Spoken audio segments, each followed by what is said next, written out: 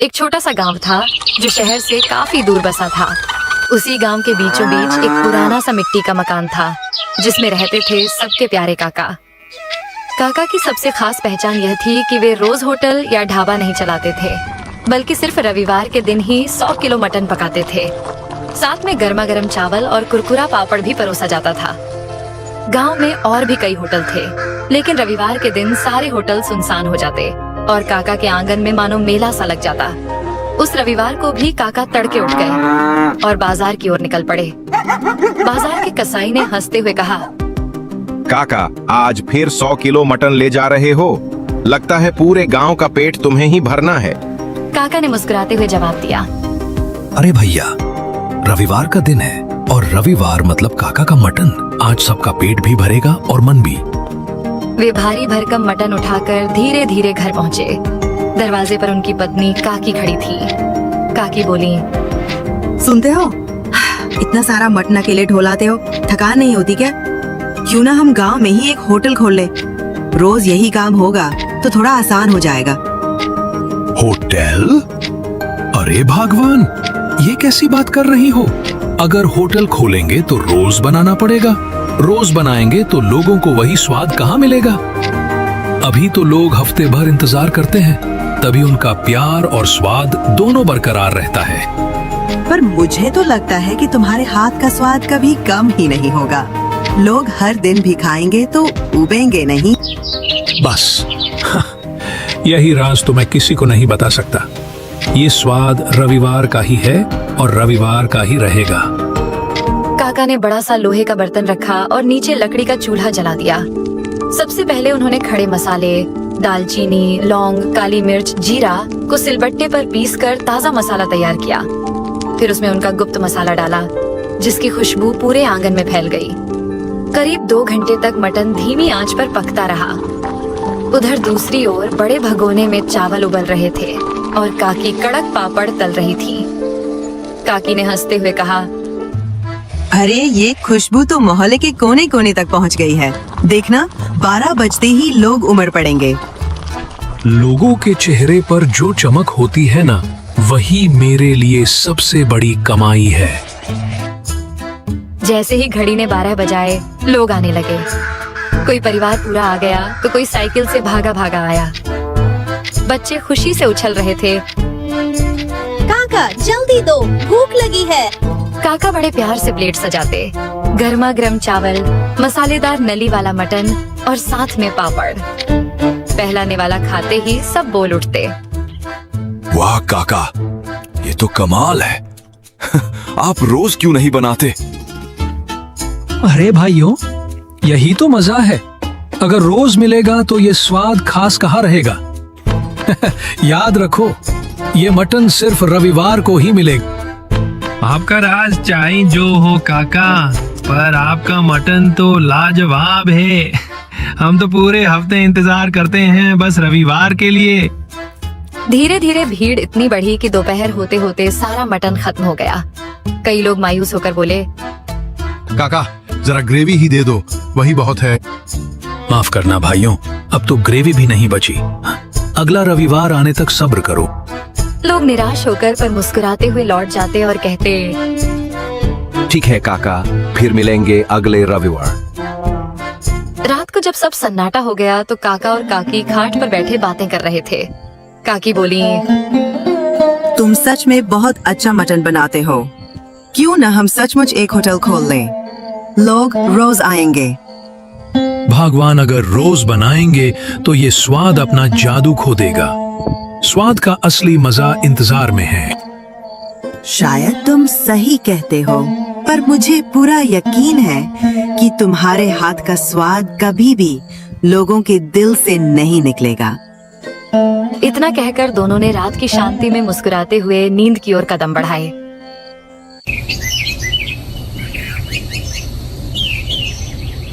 अगले दिन सुबह काका गांव की गलियों में टहलते हुए निकल पड़े।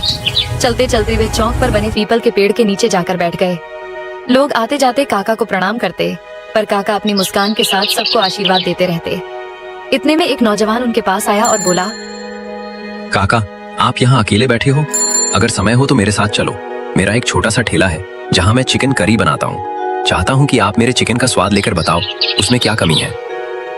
अरे भैया ये तो और भी अच्छा है। यहाँ यूं ही बैठने से तो अच्छा है तुम्हारा चिकन चख लिया जाए। चलो दिखाओ अपना हुनर। दोनों उसके ठेले पर पहुंचे। लड़के ने जल्दी जल्दी गर्मा गर्म चिकन करी और चावल की प्लेट सजाई और काका के सामने रख दी। काका ने पहला निवाला लिया, कुछ देर चबाया और फिर बोले, देख बेटा, तुम्हारा चिकन ठीक है पर इसमें जान नहीं है। लड़का हैरानी से बोला, जान नहीं है काका, मैं तो ताजा मसाले डालता हूँ। बात मसालों की नहीं है, तुम चिकन को मैरिनेट करते हो क्या? नहीं काका, मैं तो सीधे पका देता। यही तो कमी है। अगर चिकन में स्वाद लाना है तो पहले उसे 30 मिनट नींबू, अदरक लहसुन का पेस्ट और थोड़ा गरम मसाला लगाकर मैरिनेट करो। जब वो मसाले में घुल मिल जाएगा तभी असली स्वाद आएगा। फिर पकाना, देखना लोग बार बार मांगेंगे। धन्यवाद काका, कल से मैं जरूर ऐसा ही करूंगा। काका हंसते हुए वहां से आगे बढ़ गए। थोड़ी दूर जाकर वे अपने पुराने मित्र रामलाल के घर पहुंचे। रामलाल बरामदे में खाट पर बैठे थे। काका मजाक में बोले, अरे भाई, तुम तो दिन ब दिन बूढ़े होते जा रहे हो। हाँ यार, बूढ़ा तो हो ही रहा हूँ। लेकिन तू बताओ, तू इतना जवान कैसे दिखता है? कहीं कोई राज तो नहीं छुपा रखा? काका ने ठाका लगाते हुए कहा, राज है तो सही, पर बता दूं तो तू भी जवान हो जाएगा। फिर गांव वाले हम दोनों को देख हैरान रह जाएंगे। दोनों जोर जोर से हंसने लगे। काका ने प्यार से कहा, देख भाई, कभी रविवार को घर आ जाया कर, तुझे अपना बेहतरीन मटन खिलाऊंगा। हाँ यार, मैंने भी बहुत तारीफ सुनी है तुम्हारे मटन की। एक दिन जरूर आऊंगा। थोड़ी देर बातें करके काका विदा लेकर अपने घर लौट गए।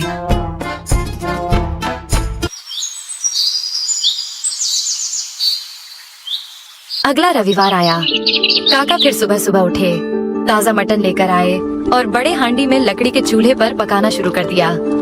धीरे धीरे गरम मसालों और गुप्त मसाले की खुशबू पूरे गांव में फैल गई। दोपहर के 12 बजते ही गांव वाले जमा हो गए। जैसे ही पहली प्लेटें परोसी गईं, सबके चेहरे खिल उठे। एक आदमी छकते ही बोला, अरे काका, आज तो प्लेट में मटन के पीस ज्यादा दिख रहे हैं।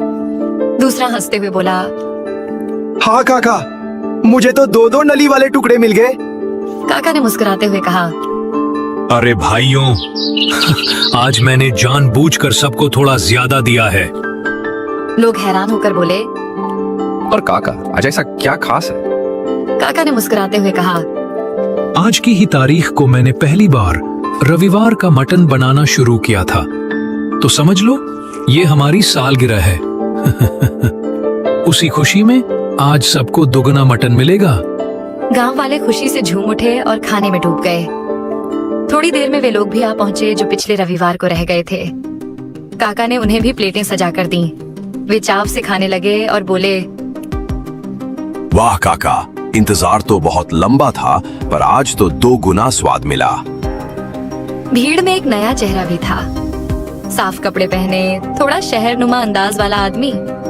उसने काका की थाली खाई और फिर धीरे से बोला, काका, अगर आप मुझे ये रेसिपी बता दो तो मैं आपको जितना कहो उतने पैसे देने को तैयार हूँ। काका ने भौहें चढ़ाते हुए पूछा, अरे भाई, तुम कौन हो? आज पहली बार देख रहा हूँ। मैं शहर में बड़ा होटल चलाता हूँ। तुम्हारे मटन की चर्चा सुनी थी, इसलिए यहाँ चला आया। अगर ये रेसिपी मिल जाए तो मेरे होटल का धंधा दुगना हो जाएगा। काका शांत होकर बोले, मान लो कि मैं तुम्हें ये बता भी दूं तो भी तुम्हें वही स्वाद नहीं मिलेगा। वो हैरान होकर बोला, क्यों काका? स्वाद तो रेसिपी से आता है। नहीं भाई, स्वाद सिर्फ मसालों से नहीं आता। ये मटन धीमी आंच पर चूल्हे में पकता है घंटों तक। तुम्हारे होटल में तो गैस का चूल्हा होगा, वहीं से फर्क पड़ जाएगा। वो आदमी जिद पर अड़ गया। फिर भी बता दो काका, मैं तुम्हें खूब पैसे दूंगा। पैसों से स्वाद नहीं बिकता। अगर कभी मुझे अपना राज बताना होगा तो मैं अपने गांव वालों को बताऊंगा, तुम्हें नहीं। ये सुनते ही वो शहर वाला गुस्से में बड़बड़ाता हुआ वहाँ से चला गया। वाह काका, आप तो सच में गांव की शान हो। बस भाइयों, यही प्यार ही मेरी असली कमाई है। उस रात जब सब सो चुके थे, काका और काकी खाट पर बैठे बातें कर रहे थे। भगवान, अब उम्र हो रही है। सोचता हूँ हमारे इस मटन के राज को आगे कौन संभालेगा। काकी ने सहमति में सिर हिलाया। सही कह रहे हो, पर किसे दोगे ये राज? कौन बना पाएगा तुम्हारी तरह? क्या पता कोई खुद चलकर आ जाए, जिसे ऊपर वाला हमारे लिए भेजे। दोनों यही सोचते सोचते सो गए। सुबह दरवाजे पर दस्तक हुई। कोई है घर में?